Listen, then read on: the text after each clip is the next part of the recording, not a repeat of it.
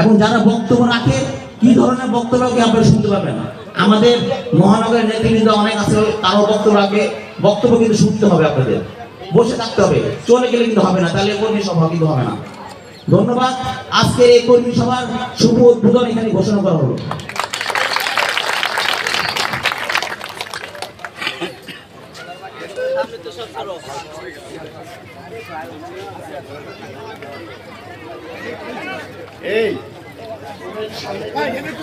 বিসমিল্লাহির ইতিমধ্যে আমাদের মাঝে উপস্থিত হয়েছেন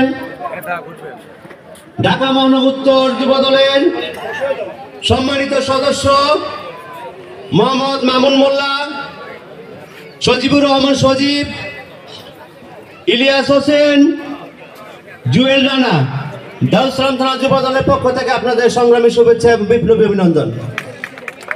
সংগ্রামী নেতৃবৃন্দ, আমাদের অনুষ্ঠান এখন শুরু হতে যাচ্ছে। বক্তব্যের পালা।